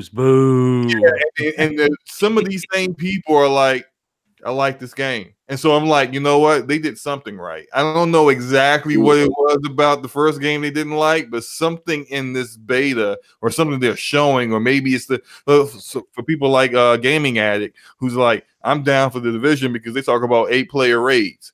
Like stuff like that really has people engaged, because they took all the feedback and they didn't get defensive like some developers get and say, well, you don't know where our vision was, so shut the hell up. Or they didn't ignore their fan base. They took the criticism and they applied it to the sequel. If they couldn't do it in the first game, they put it to the second game. And I think, but I do think there are people who are going to get to end game and they're going to realize they don't quite understand what the Division's about in in-game. It's about building, min-maxing a build, getting it to a point where you can overcome the quote-unquote bullet sponginess. Look, I don't want to mislead people. When you get to in-game, they're going to be yellow bar enemies. They're going to be really armored up people all over the place. They're going to be armored tank dogs, like those things that in the in-game mission. Now I was just like, what the hell was that? There's gonna be stuff like that, and it's gonna take more bullets to kill than those enemies that you were playing in the regular game. But you can still kill them just as fast if your gear is just right. It's optimal, yeah. It's optimized, and it's gonna take time to build that up, that loot grind. That's what it's all about. And if you don't like that loot grind, then you're probably going to get to the end and say, you know, I enjoyed the experience, but I think I'm done. Yep, right. Have their feel. Yeah. What do you think? You got anything you want to add to that, Boom? No, I what Slow-Mo said was right on point. I don't think I could add anything to change. All I know is this: if you were a fan of the first, or you were someone who bought the original, enjoyed it until you hit level 30, and then it kind of fell off a cliff for you, they answered all of your complaints. And it may be something that you want to invest in. If you don't want to jump in day one and you want to wait for a sale, I hear you. But if you were, like I said, if you enjoyed the Division 1 and you were concerned, you know, if because I've heard this from so many people. Well, when I got to level 30, there wasn't really much left to do. Well, that's not exactly true, but I understand people's point. They answered literally every complaint. Yeah, and do you guys think that you know, with Apex Legends kind of just dropping out of the sky, do you think that hurts the Anthem and the Division? I think it hurts Anthem more than it does hurt the Division. Yeah. It hurts Anthem way more. It definitely hurt Anthem because I tweeted it. I was like, if I didn't buy Anthem and pay for it already, I probably would have waited. It really reminds me about Titanfall 2 and Battle. You know, why would you release two games that are, you know, that are competing for the same demographic, really? So close together. So this is what I think about the question I asked you guys. I think people are going to be more willing to actually go at this game, not just because of the community talking about it a lot and saying that they're just super into it. I just think more of people trust Ubisoft a lot more than they trust a lot of these other developers. They seen too many games that Ubisoft's made where it started out slow, started out bad, and then it just made a resurgence. I mean, we already see part of that happen with the first Division with 1.8. I think this game having a number 2 at the end of it, fresh start, new beginnings, like we always complain, like once you get behind, you're always behind. So some people are going to jump in day one just because, well, we know that they listen to their community. We know that they listen to the fans. And I trust Ubisoft to actually do what they need to do to make sure this game is what they say it's going to be versus what all these other developers have. That's why you hear so much negativity around games like, you know, like Destiny and Anthem. You know, people can't shut up about the things that's going on in Anthem, not because it's Anthem, because it's EA. They don't trust them. Right. So, and that's why I think people are going to be more willing to try Division a second time around than a lot of these other games. That is true. But people, Ubisoft has developed a reputation over the past 2 or 3 years from the company that gives you the bait and switch with a really nice vertical slice, and then hits you with a downgrade on the actual release, and unfinished games at that. To Ubisoft games may start off rough, but they stick with it, and they're always a game that you can go back to with an update and be like, wow, it's like a new game, or what, you know, this is exactly what they what, you know, I was expecting when I first played it. And then, you know, and there's some people who are, you know, the first impression is all they care about. If it doesn't, you know, impress them in the first 2 weeks, they don't care no more. You know, you missed out on their opportunity, which is fine because there are a lot of games to play out there and people got limited time. But, you know, for other people who were interested in those games and then they hear later on, really, like, everyone talks about Division 1.8, but 1.4 is was the real turning point. That was the real turning point. Yes, right? it certainly was. Yep. That was the same year it came out. 1.4 came out. Time to Kill went way down. Way more like a March update. Yeah, they pushed back. They even pushed back their DLC. That was like we want to make sure that this game is fixed and that people are enjoying this game and having a great time. We apologize for 1.3. We're going to make it better. And by the time Last Stand came out, the DLC for 1.5, I mean, they had regained a good portion of their community. That was Underground, wasn't it? Yes. Underground was the first one. Underground was the first one. You're right. Yeah. And then Survival was the best one. My brother played Survival like a Crackadonian, boy. Let me tell you something. He put so many hours. Like when I would try to get him to play, he was like, "Nah, dude, I'm getting gear." He was getting so much gear. He spent so much. My brother Neo Mental spent so much time in that mode.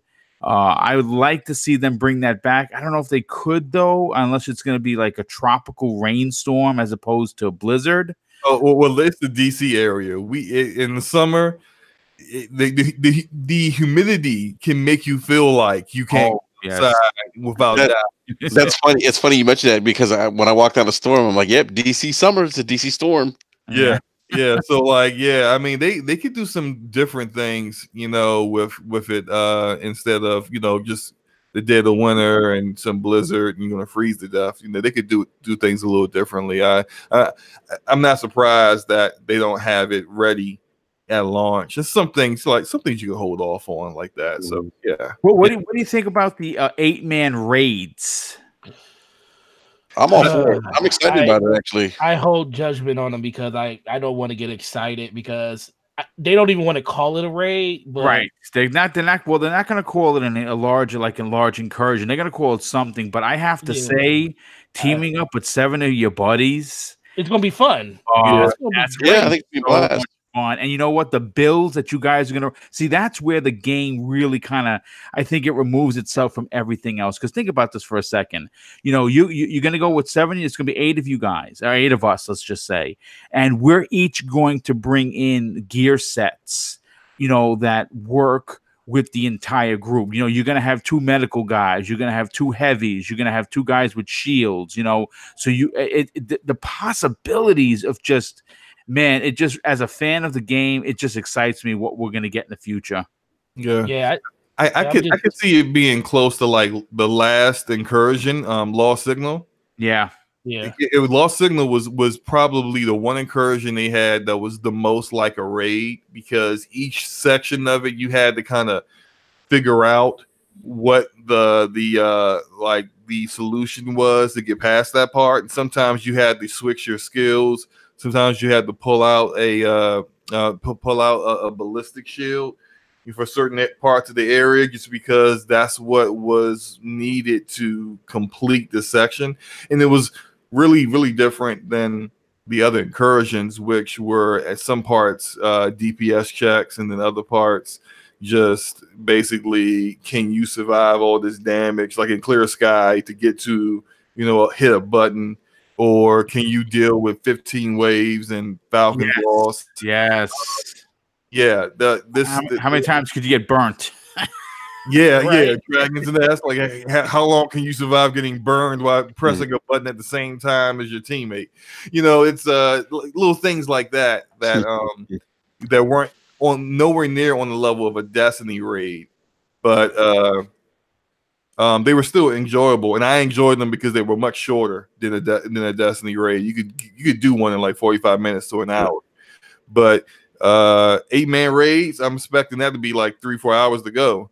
And and you know, there's some people who love stuff like that. Me, I'm not the biggest person for that kind of game, but I'm all in for it to see what they got. Yeah, no, me too. I'm excited. I can't wait. I've already pre-ordered it. Got the standard edition. Yes, sir. I always go gold with Ubisoft stuff. You have to go gold. Yeah. Boom, went ultimate gold. Well, you know, that's the one that's what, 109, right? Yeah, 109. There's one that's 130. There's one that's 130, yeah. Yeah. That's a collection. Is that some kind of collector's edition? The collector's edition, I really wanted it, dude. It was $180 I saw it, bro. I thought about you when I saw it too. It comes with the Division agent shooting off the flare in the dark zone, and it looks so. It's called the Dark Zone edition. Yeah, but you know what the problem is with the Ubisoft store? You can't pre-order it. You have to pre-purchase it. Wow. Yep, got to pay it up front. Yeah, you got to pay everything. It's not like, oh, you know, you can like, okay, I'm going to pre-order this, and by the time this comes out March 15th, I'll have the money in the account, and they can take it. I don't care. Yeah. No, you got to pay for it up front. I'm like, man, I'm gonna buy the They're probably worried about people pre-ordering it, they making a certain number, and then people cancel. Yeah. That sucks though. Yeah.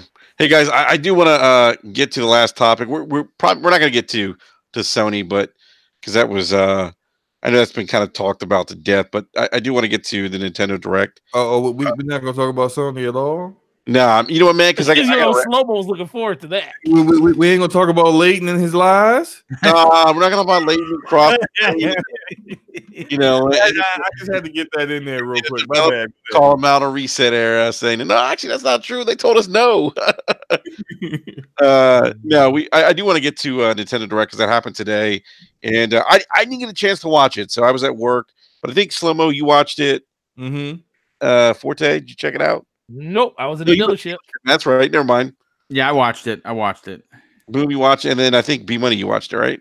Of course, man. All right. So let's go to our special guest of the evening, Boom. Boom, what do you think of the Nintendo Direct, man?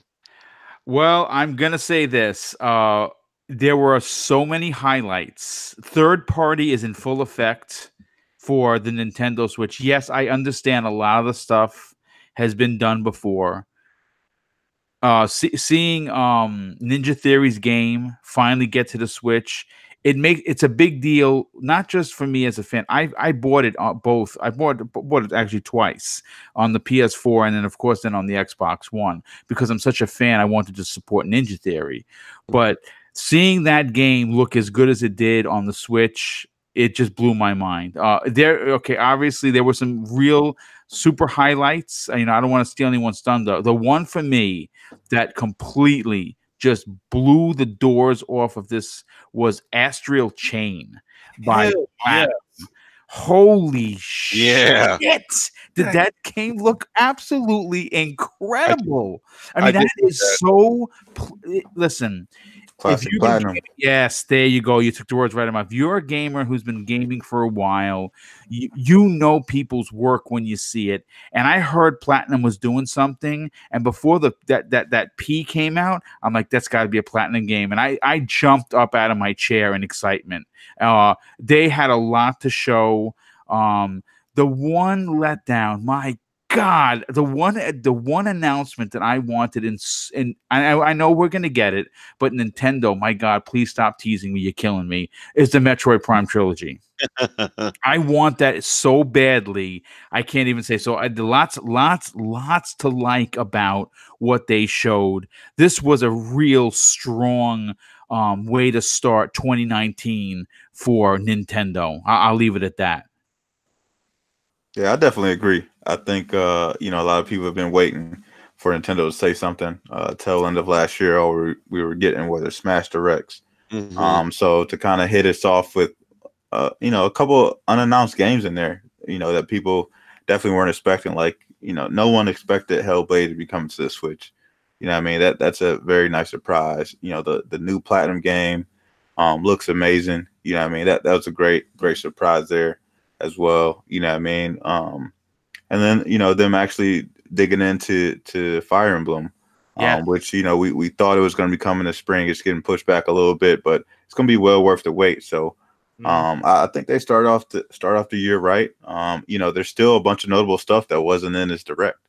You know what I mean? There was no Animal Crossing. There's no Luigi's Mansion 3. Right. You know what I mean? There's no Bayonetta 3. There was no Pokemon. So there's still a lot of stuff that Nintendo has in their backpack they can pull out, at later direct. So, you got to tip your hat off. I like the way that they started the year. Can I just throw something in there that just popped in my mind? Guys, how effing awesome did Marvel Ultimate Alliance look? Holy shit, that game looks mint. Oh yeah, man. Look, Marvel Ultimate Alliance 3 is the reason why. And you guys remember we were all like watching Game Awards, and I said, I said, I'm buying a Switch now. At the Game Awards, and they said exclusive to the Switch. I said, well, damn, Nintendo finally got me. I bought a Switch a couple weeks ago, and I gotta say, I am really happy with my decision. I feel like I bought it at just the right time. I sent you a list of games too. Some of like notable stuff that a lot of people don't know about. Yeah, Boom sent me a whole bunch of games that like some smaller games that like I hadn't even heard of. I got that list, Boom, because I'm trying to make sure that I don't just like do what I normally do on all my consoles, just buy a bunch of games and don't play them until like a year later. So I'm trying to I got Mario Rabbids I'm still going through, and then what a great title, dude. Yeah, I love that game. I love XCOM strategy kind of game. So I'm really enjoying it. But I'm gonna beat the game by game. Try kind of get through it like that. But I saw about 5 games. And let me go back. I was watching some other streams of people who had a Switch longer than I have, clearly, and they Oh yeah, Ryan, I do have Warframe on it. So that's why I bought my Pro controller, because I couldn't play Warframe with anything else. Honestly, it's really hard. But Did I they let think you do account migration on Warframe from your Xbox account still? you can't do it from the Xbox. You can never do it from the Xbox. You can only do it from PC, right? Yeah. I saw people complaining, and they were giving the direct like 3 out of 10, 5 out of 10. God, you're because crazy. and they were these like Nintendo fanboys who were super disappointed that they didn't see Luigi Mansion, they didn't see the Pokemon RPG, they didn't see like a lot of the games that they didn't see Metroid Prime trilogy. They didn't see what they had hyped themselves up prior to the direct, thinking that was definitely going to be there, and it wasn't. But for me, coming in, new Switch owner, none of those kind of expectations. I saw about 5 games I wanted. I was happy. Yeah. I bought Final Fantasy 9, which is one of my favorite Final Fantasies that they announced. It says available now. I'm going to get Final Fantasy 7 next month. I'm definitely getting Fire Emblem. I love what I saw from the explanation of the 3 nations and everything that was going on. I'm like, yeah, this is right down my alley. Astral Chain. I'm at work, and I'm trying not to act like I would be at home, professional as possible, looking at it on my phone. But I'm like, oh my God, I have to get that. And that's coming out August. I'm like, hell yeah. So I'm getting that. Marvel Ultimate Alliance, like Boom said, that looked great. The combat, Captain Marvel, all the look, it reminded me so much of the older, like back and 4-player co-op, by the way. 4-player co-op. Oh my God, like seriously, Boom, we gotta play, man. Yeah, definitely. B Money, yes. On the Naki, whatever that thing was called, that looked good. That's another game I'm getting. I'm just like, these are all these great games that people were like, I didn't see Luigi Mansion. No, but there's so much. That's crazy because there's so much content that they announced that's coming out like summer, March. I mean, like Assassin's Creed 3 remastered. Yeah, I mean, who saw that? Mortal Kombat 11. Well, what about the 2 big ones that no one even mentioned? I didn't want to steal anyone's thunder, but Super Mario Maker 2 and Zelda. I was going to say that. Yeah. Dude, The Legend of Zelda Link's Awakening? Oh my God. Yeah. Big stuff, man. They saved that for the end. Dragon Quest 11. Dragon Quest 11 is coming. Hellblade's coming. Mortal Kombat's coming. Yeah, great time to be a Switch owner. That's what I'm going to say. And, hey, listen, I'm going to say this, and I'll let everyone else go because I could talk all day. This is a prime example, and this is I wish I'm kind of looking at Microsoft here, and I know this is not a Microsoft topic, but this is a prime example of why exclusive shit matters. Mm-hmm. Okay, Marvel Ultimate Alliance is do you understand that has the potential? Think about this for a second. Okay, when is that coming out? It's coming out in the summer. What comes out in April? Endgame. Avengers. Yeah, Avengers Endgame. Then of course you have Spider-Man Far From Home.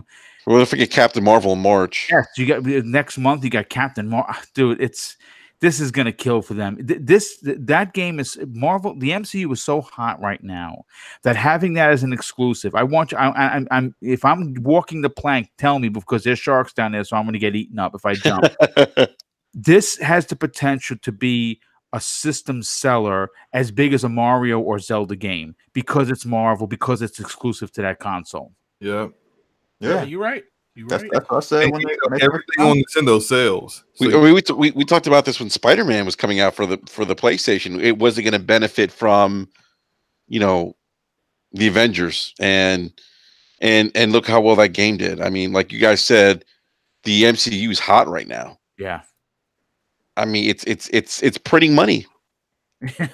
Yes, it is. I mean, and so I could see this game. I mean, look, Slow-Mo didn't even have a Switch, and then he's like, okay, I'm getting a Switch. That was it. One game. That was a done deal. It was almost as if they were like, how can we get him to buy one? Oh, I know. let's go back through his game catalog. Oh, he put that many hours of Ultimate Alliance 1, 2, and X-Men Legends. Okay. let's get him with this. Yeah, I was done after that. I just looked at it, was like, well, damn, now I gotta buy a Switch. You know what? I need to buy another Switch because I can't. Got rid of your Switch? No, I can't. I can never play it. Oh, the kids. Yeah. You're gonna have. Oh, to bro, that's why I have 3 Switches in my house. Yeah, Smash Brothers. There are Smash Brothers all day. I'm like, come on, like really? We talked about this on the episode of Brap when we said, "Hey, do you think that the Switch is going to be the new 3DS?" And it will be. I think so. Yeah, I agree, 100%. I think once Pokemon drops that RPG, it's over. You're gonna see multiple like Switches in households. It's gonna be a thing. I think Matt Piscatelli even mentioned that too. That Pokemon has a potential to do that with the Switch. Let's talk about how Nintendo stock dropped because they dropped their forecast from 20 million systems to 17. That's more systems. That's just ridiculous. 17 million systems in one calendar year. Well, considering. I mean, look, you know what? Pretty impressive. Yeah, there's That's a couple of takeaways from that. First of all, they're coming off a system that was a huge fail. It didn't even sell 10 million. So you didn't even sell that, yeah. Right? And then, how rare is it to see a company, not with games, but with hardware, strike lightning in a bottle twice? They did it with the Wii. They failed at the Wii U, and the Switch comes out, and people are like, man, I don't know. And it's literally the greatest thing since sliced bread. Because people will always default to Nintendo because I always tell people it's the best company to be a part of because just like tech is one of the best jobs to have in IT because everybody will always need that. Doctors and nurses, you will always need that. Mm-hmm. Nintendo will always have a place because there is a new Nintendo night born every day. Yeah.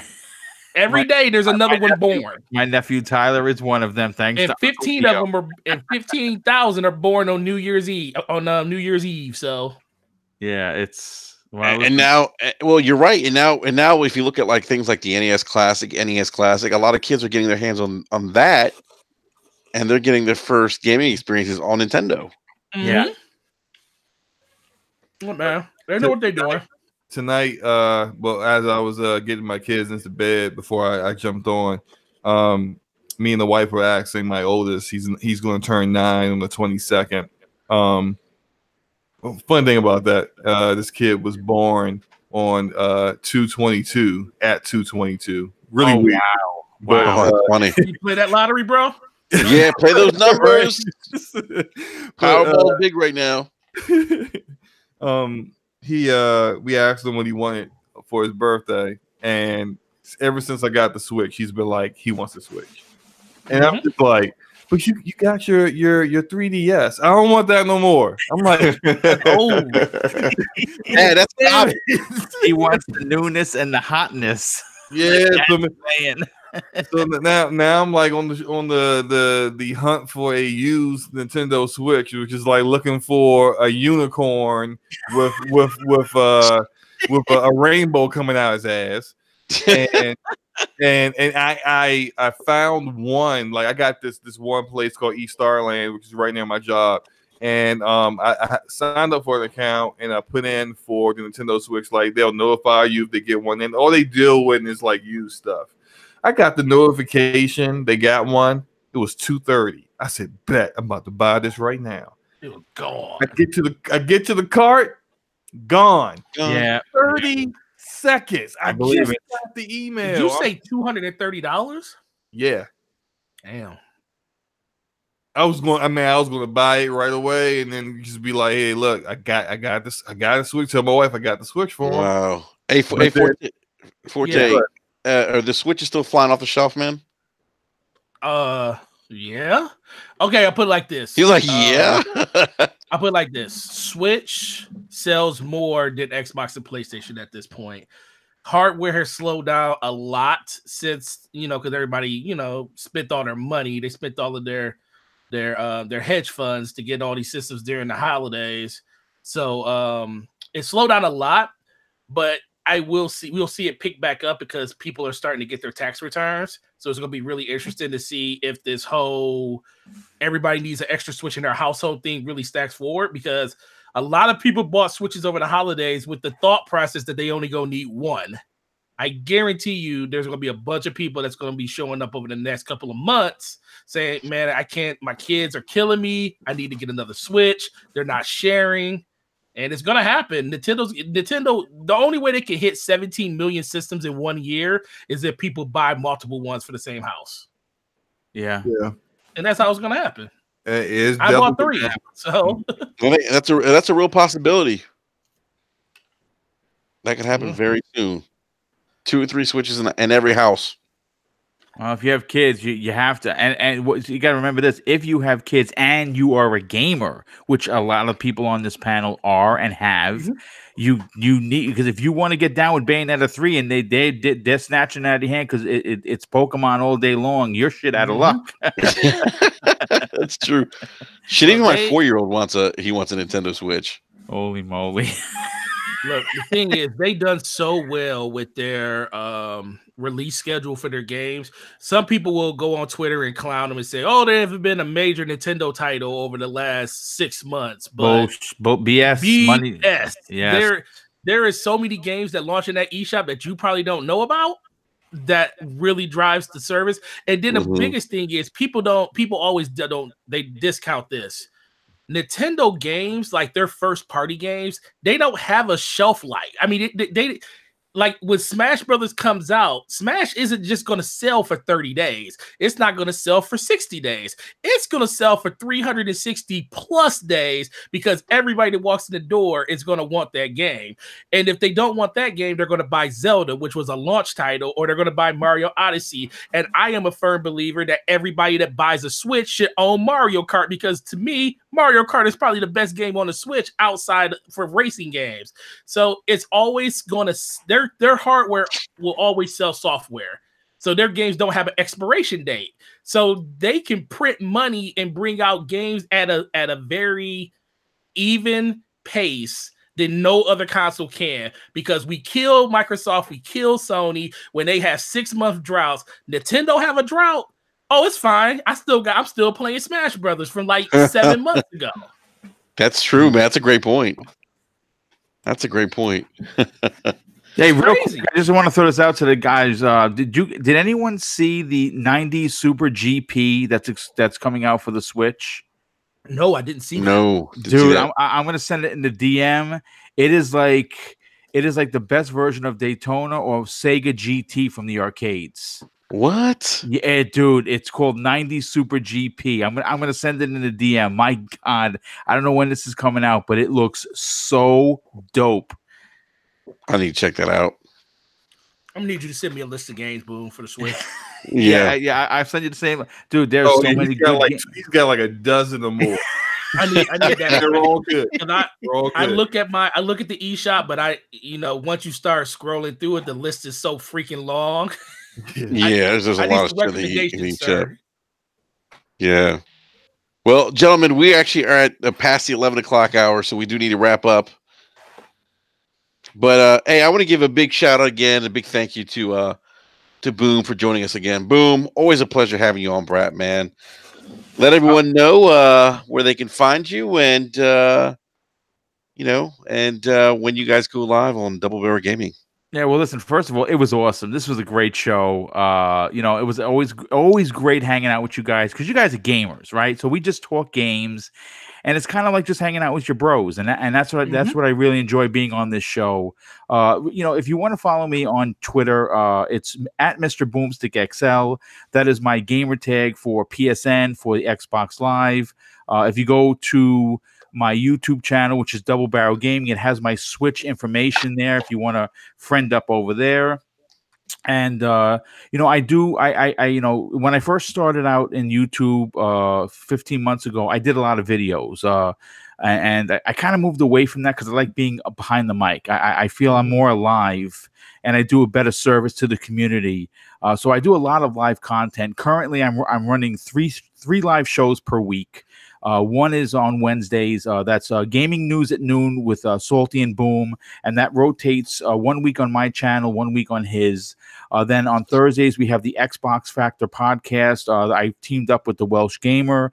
That's obviously an Xbox-centric show. It's usually over 90 minutes once a week. And of course, the big one is Breakfast with Boom. That is on Friday mornings. That's a 2-hour show, 10 to 12. And every now and again, I do have Saturday content, which you guys were on. And on the 23rd of this month, I'm having another episode of Double Barrel Gaming Presents, and it's going to be the Crackdown 3 discussion and review episode. And Slow-Mo is going to be on that as well. And we're going to be talking about what we like about Crackdown, what we hate, kind of get it out in the air after a week playing it, what our thoughts. And then we're going to give it a review live on the air, and that should be really a lot of fun. Awesome, man. We'll definitely look forward to that. And please, everyone, if you haven't done so already, please check out Boom Six channel, man. Double Barrel Gaming. I'm telling you, he's one of the best in the business, one of the hardest workers, and just puts out great content week in, week out. So I appreciate that, dude. Thank you. Yeah, no, definitely, man. Thank you again, Boom, man. And B Money, if you let everyone know where they can find you. Yeah, man. You can find me on Twitter. Same gamer tag everywhere. B Money 101, and then just find me on the Tick Podcast every Saturday night at 10:30 Eastern Standard Time. All right, man. Awesome. Gaming Forte. Yo. So first, I want to say to Boone, anybody that's listening, this dude puts so much work into his content. He does 3 shows, but it feels like he does 6 because of the preparation he puts into it. So guys, if you're following him on Twitter, if you see any type of post from him when it comes to his show, retweet it, like it, go to his channel. I don't usually tell people just go to somebody's channel and sub to it because, I want you to be able to like the content for yourself. But every time I go to his channel, I always am entertained by the conversations they're having. Boone does a really good job in articulating his points, and he doesn't pull any punches, and I really appreciate that from him in general. So thanks, dude. That's really kind of you to say. I can't wait to see you. I can't wait to hear you hit that next milestone of 3,000 because you're well on your way, and really appreciate the stuff that you do in the community. But outside of that, Gaming Forte, pretty much everywhere. If you go to my Twitter, you can find my gamer tags, PSN, stuff like that. And definitely really great show. Sorry I came in late, but definitely happy to be a part of it as always. Hey, Forte, man. Thank you. No worries, man. We know you were at the dealership getting that new Maybach, man. So it's, it's all good, I'll send the driver for you. Paper. Yeah. Last but not least, Slow-Mo. Yeah, guys, great discussion. Oh man, I just love just kicking it with you guys and just talking about games. Like we go off the rails, but it's still great topics, great conversation, and no fanboying. So I love it. Right. You can catch me on Twitter, same name. And also on as Boom said, we'll be doing that Crackdown discussion next Saturday on the 23rd. You said 1 p.m., right? Yes, at 1 p.m. It's probably going to run only about 60 minutes because it's only one topic. But I really want to have everyone's opinion. Get the chat involved, and it's a pretty polarizing topic, though. So it's going to be a good, very, very lively 60 minutes, I expect. But yeah, I can't wait for that. Thank you again for the invite, Boom. And sure, of course. This Saturday.